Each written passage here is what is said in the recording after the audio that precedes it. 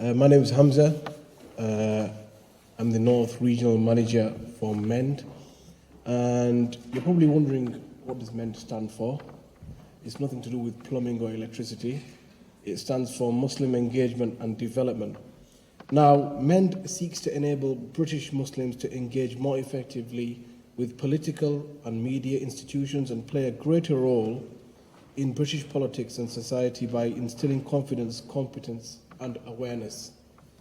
Now, in today's presentation, we're going to look at a couple of things. One of the things we're going to look at is, with the main focus of MEND is tackling Islamophobia and encouraging social engagement, political and civic duty for British Muslims. But what are the causes and possible cures for Islamophobia? That takes us into the next slide, which is a question.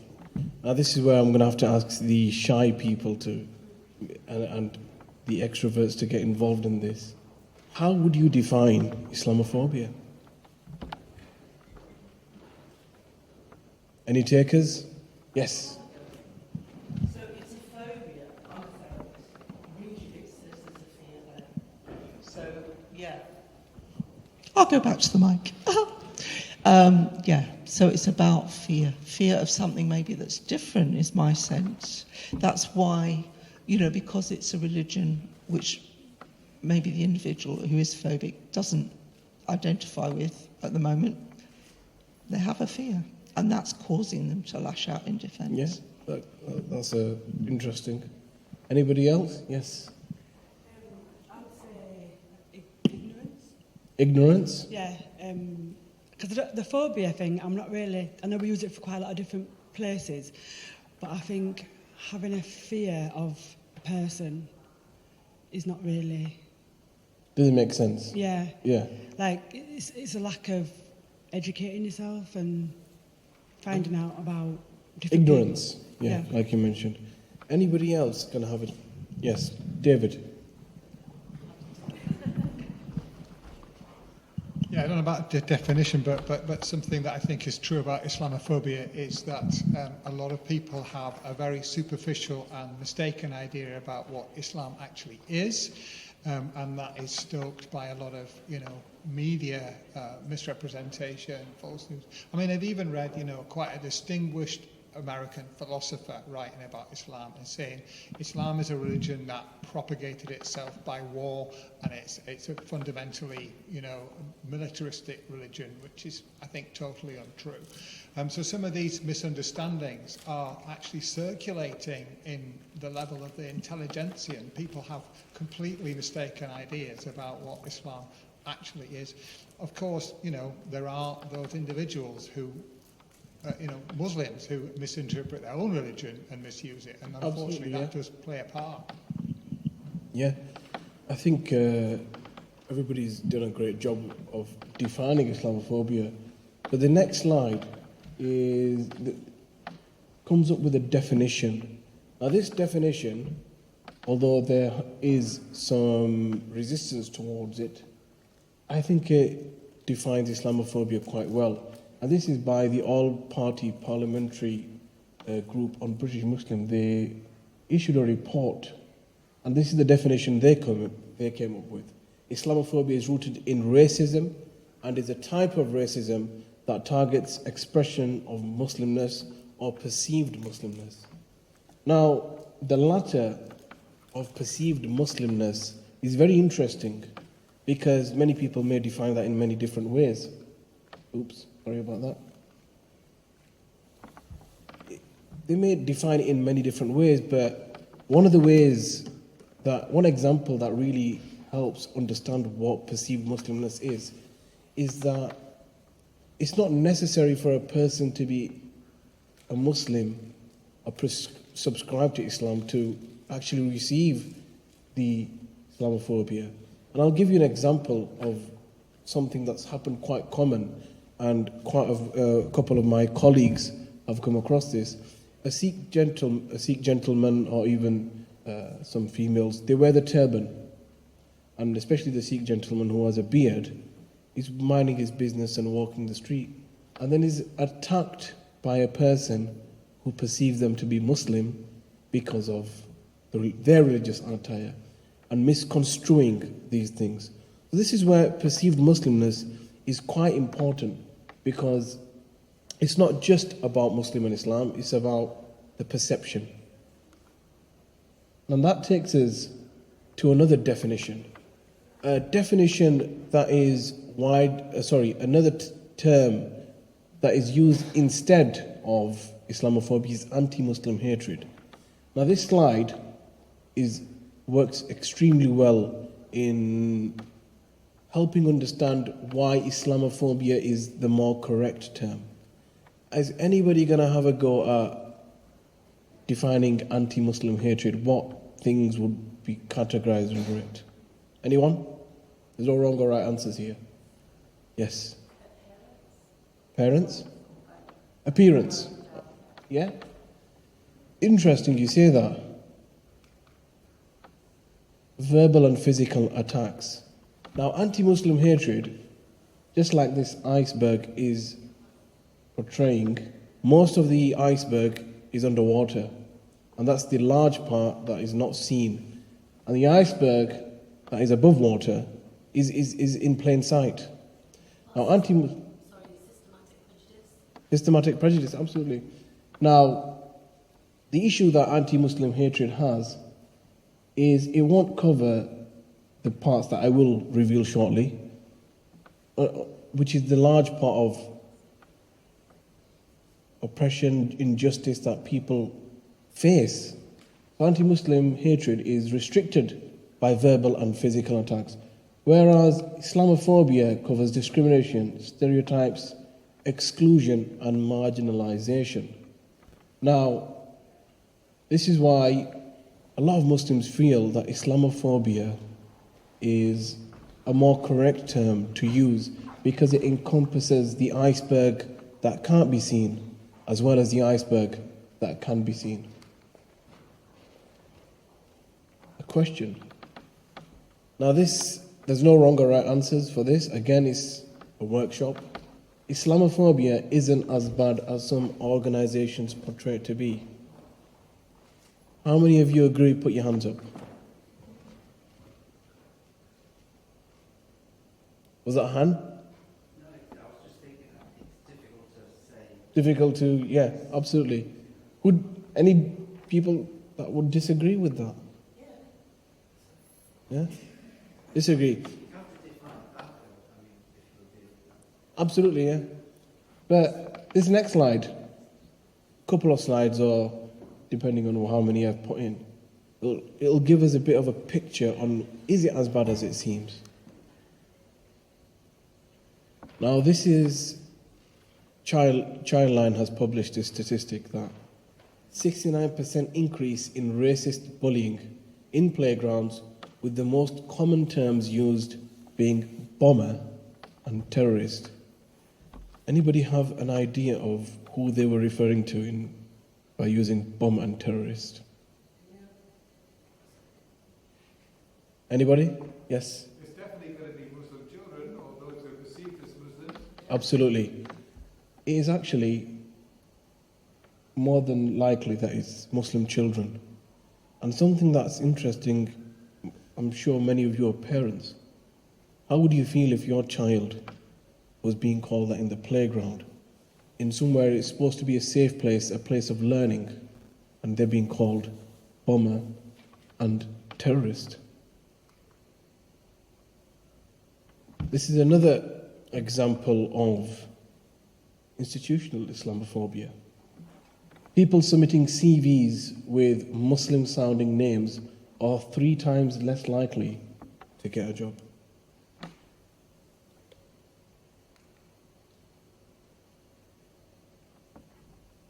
These are the latest statistics on religious hate crimes that have taken place in the UK and in England and Wales. Now, if you look at the pie chart, there are a number of other religions that have received these hate crimes. But if you notice, the Muslim part, which is in green is almost 50% of the pie chart when it comes to on the receiving end of hate crimes. Anybody know what the percentage of the Muslim population is? Just to give you a little comparison on how much hate crime that's taking place. Anybody know what the Muslim population is in the UK? Any guesses? 5%? 5%? 10%? David's actually hit the nail on the head there. It's actually 5%. So a population that is only 5% is receiving almost 50% of the hate crimes happening in the UK.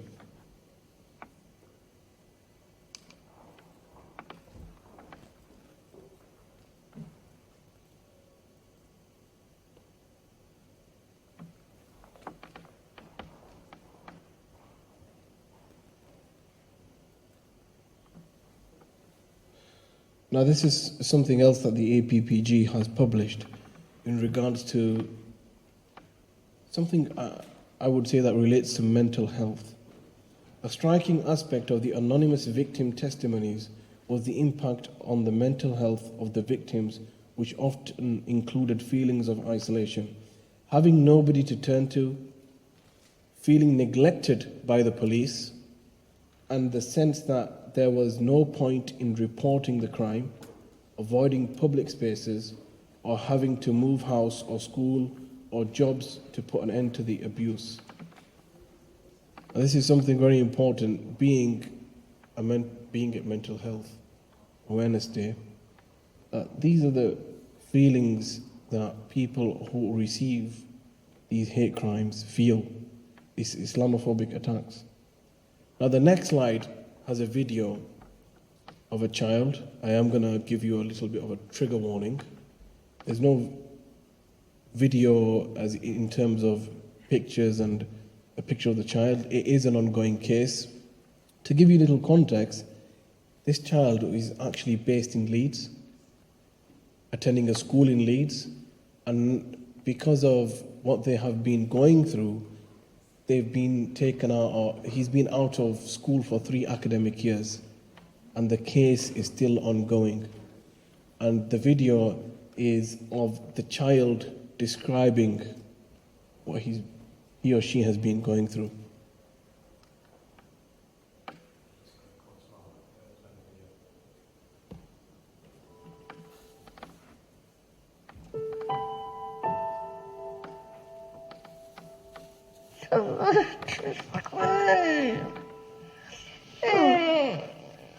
Muslims are not good.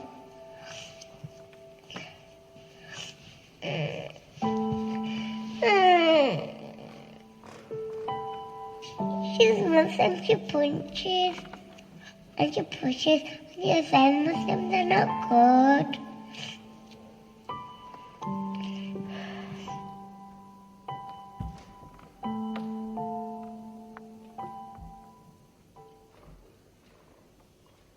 This child is still unable to go to school today, and because of mental health reasons,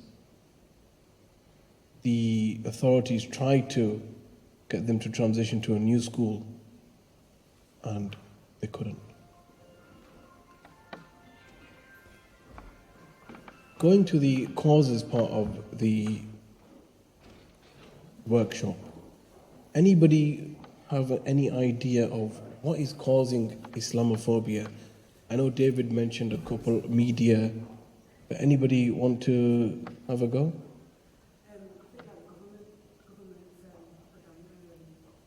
Government propaganda? Policies? Interesting.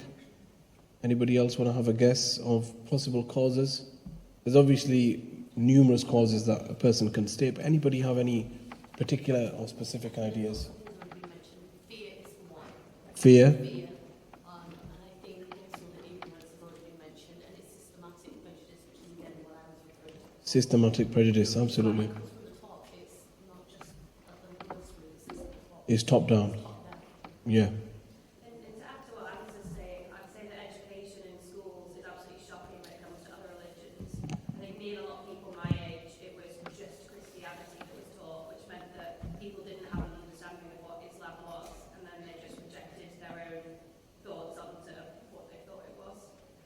Absolutely, you've hit the nail on the head.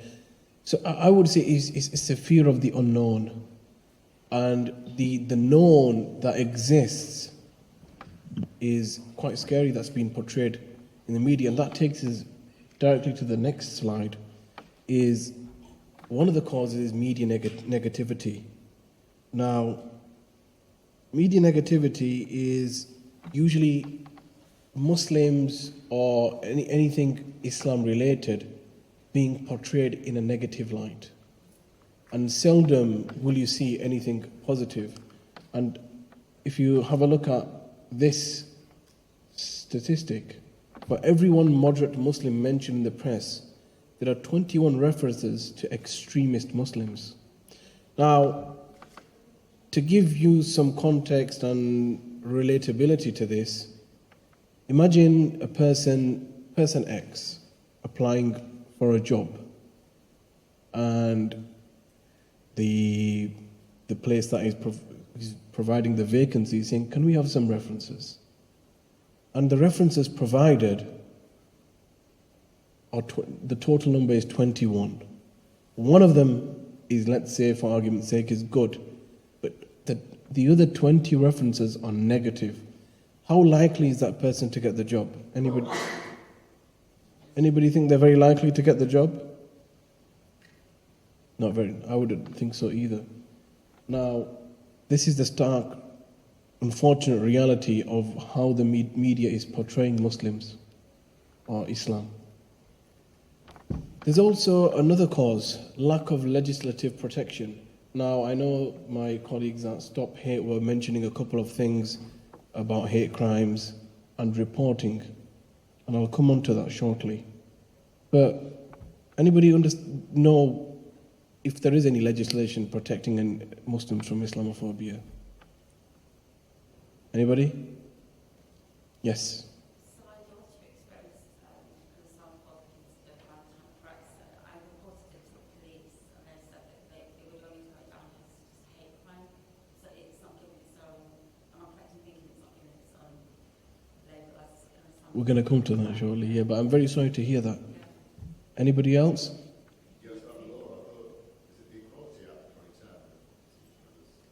Close, but we're going on to the next slide, and in the next couple of slides you'll see that how you can get support for Islamophobic attacks as well. The Racial and Religious Hatred Act, which I think some reference to some hate crime. Now this slide here, it very shows a simple version of the law, and it's separating race and religion. If you look at the slide, if insult takes against any race or abuse or violence or threats, they do not need to prove intent to stir up racial hatred. It would be taken as this is racial hatred. Now for religious hatred, for example Islamophobia, if any insult, abuse or violence or threats were to take place, intent would have to be proved. Excuse me. And how easy is it to prove intention? A lawyer would tell you that's very, very, very, very difficult. Hence, the lack of legislative protection. I'll give you some examples. Now this is Eric Kitson, a former UKIP councillor. He posted something on social media on his Facebook page which showed a Muslim-looking man being spit roasted on a fire fueled by copies of the Quran, and a further post relating to Muslim women with the caption, hang 'em all first, then ask questions later. Now the bit of intersectionality there of Muslim women and Muslim women, like people were referring to earlier. But what do you think happened to Eric Kitson?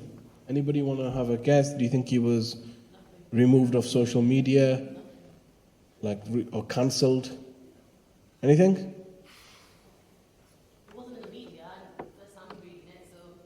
Yeah? Do you think he was banned off Facebook for posting something like this? I think the crowd got the gist from the previous slide. Absolutely nothing happened. And what's interesting is what was said about Eric Kitson at the time was by the judge, the Crown prosecution. I'm just pulling it up on my slide here.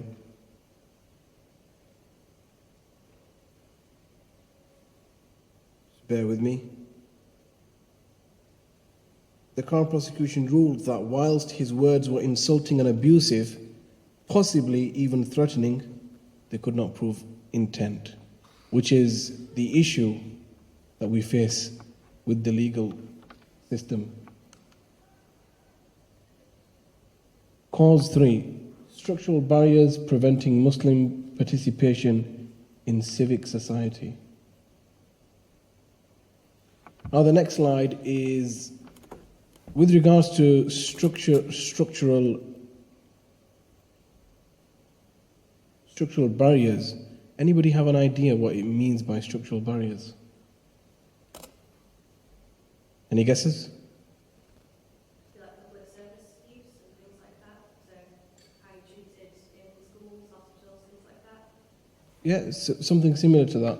Structural barriers are referring to mostly media and politics. The representation of Muslims that are in media and in politics, and how they're represented and how much population there is and what level of representation is available. And the next slide is very good in explaining that. Who knows the percentage of Muslim representation in the media? So we know this 5% population, ideally we'd think around 5%, right? But anybody have a guess of how much representation there is in the media? 0.1? 0.4%. I think David is on the ball today. David is on the ball today. He's very attentive. So it's 0.4% Muslim journalists versus a 5% population. That's, I think, a little bit out of date. Now, this is the representation in politics. 18 out of 650 are Muslim MPs, and 10 of them are women. 18 out of 800 are Muslim lords. These, if you look at the numbers, they're quite self-explanatory, and the lack of representation Muslims have in politics in the UK. Now, what's very important to understand is that because of the lack of representation in media and politics, the change, the impact Muslims can have is very limited. And I think a couple mentioned that there's always negativity in the media, there's negativity, and there's lack of legislative protection. And those things can only change if there's more representation in those areas. What do you think can be done to tackle and end Islamophobia? I call this utopia. Education, more opportunities, absolutely. Anybody else? Sorry? Yeah, absolutely, I agree with all those. Here at MEND, we think these would really help with the tackling of Islamophobia.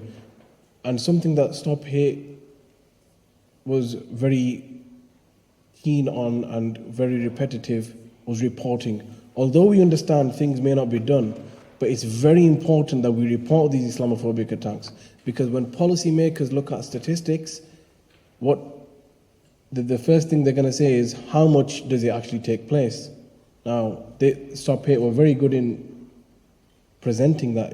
There's a big disparity in the reality and what is the statistic. It's very important. Raising awareness, sitting down with your work colleagues, sitting down with friends and family, and just discussing the existence of Islamophobia. And I think that's very important. Creating partnerships with local organizations, that's very important. just like we're here today with many different organizations, all involved in activism. Running campaigns. There's a campaign next month. I don't know if you guys are aware. It's Islamophobia Awareness Month.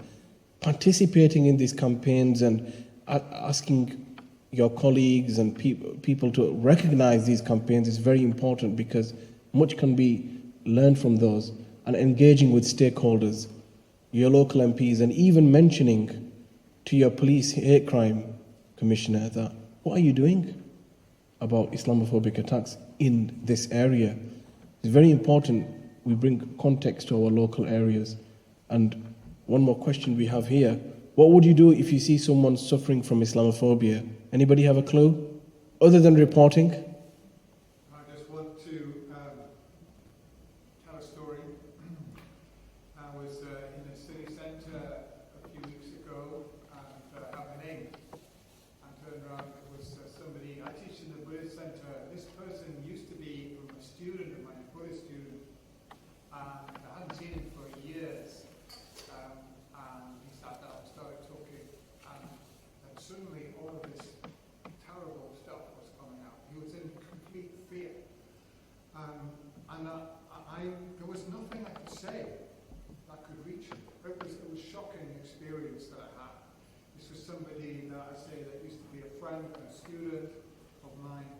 I was devastated to see the state of mind that he was in, with this fear that was completely taken over his mind.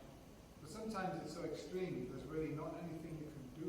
But I think if it's less extreme than that, then really, first you need to listen. What are they? Why are they feeling these things? Why are they thinking these things? Absolutely. And then when you've understood why they are in that state of fear, then to try to explain a little bit about the reality. Now, Islam is a peaceful religion. Islam is, there are people that misunderstand it and misuse it. Yeah, absolutely. Very, it's not the way it is. Very important. There's so many Muslims, and I know it's true, but 99.9% of Muslims, they're not, that violent extreme is a tiny minority. Yeah, thank you, David. But I was referring more to this. I'm a victim. Yeah, there's an independent charity called Islamophobia Response Unit.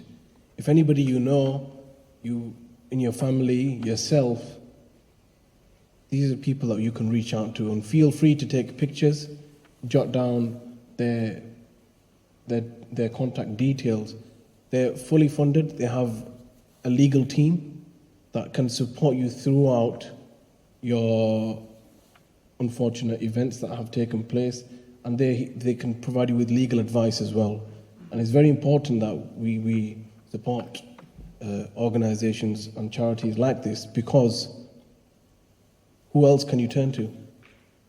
And we understand what the situation is with reporting.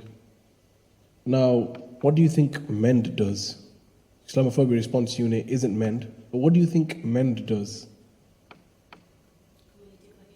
Community cohesion. Anything else?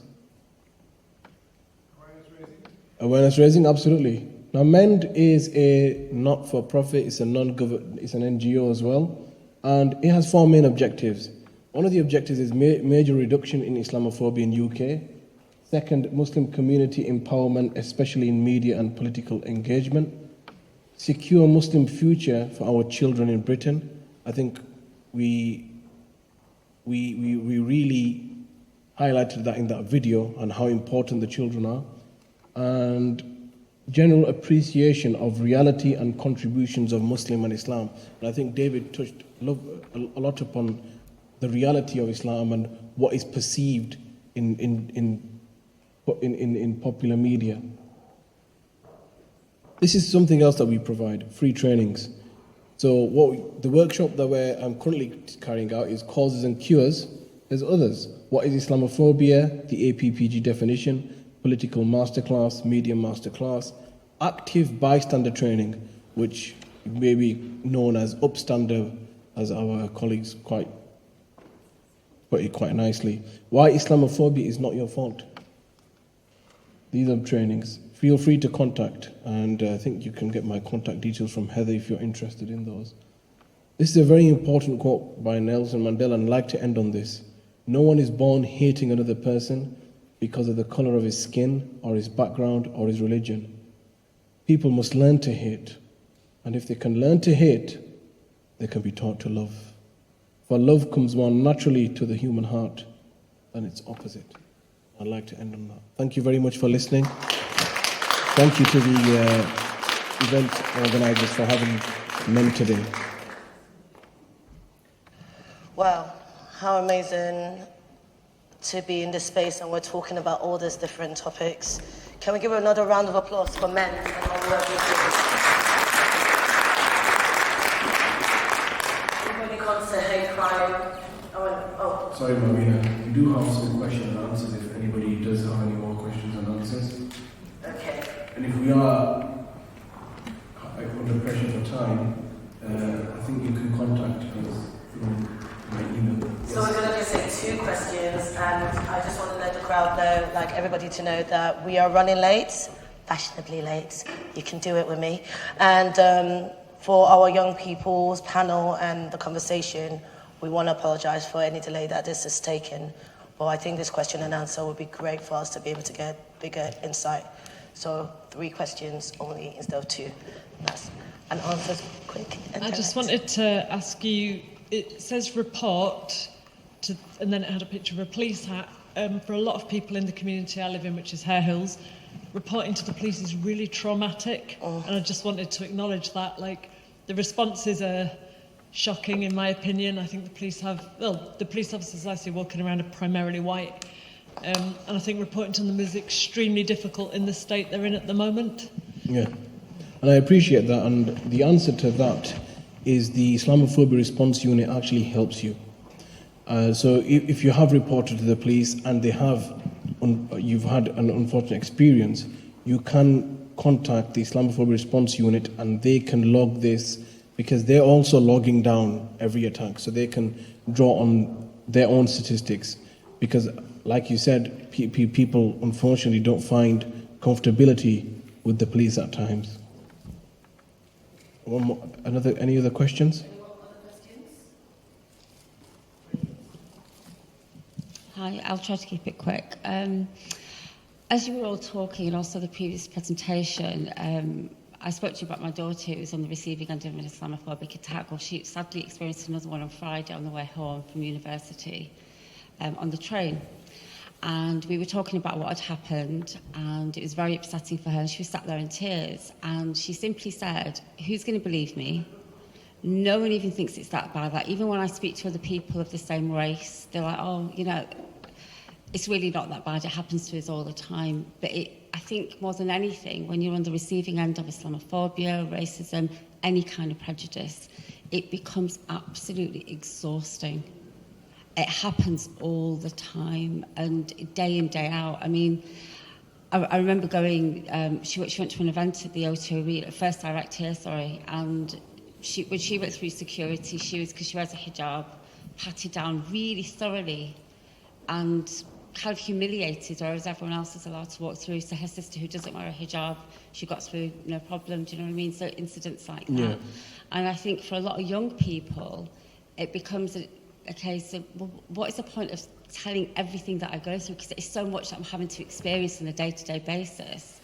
So my advice to her was this, that you need to talk about it. You have to talk about it with like-minded people. You need validation for what you've been through. It's not insignificant what you've been through as well. So absolutely. Yeah, and it isn't your fault. You know, when you're on the receiving end of prejudice, you're made to feel like you're worthless, you're different. You know, knowing full well that if I didn't look like this, I wouldn't be treated like this. And this isn't something that I'm going to remove. It's not something that I'm going to change.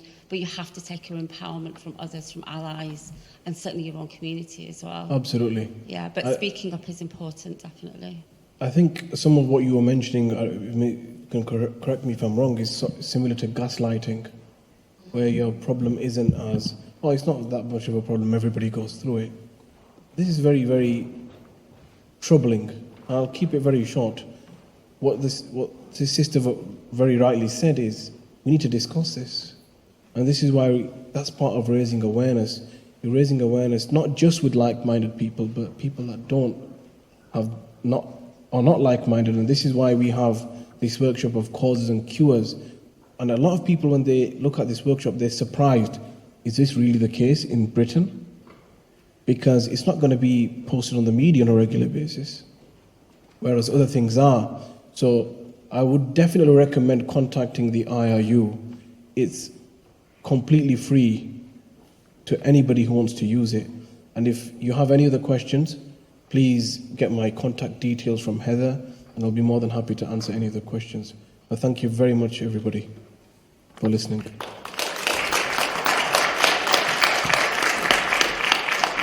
Thank you so much. Thank you so much.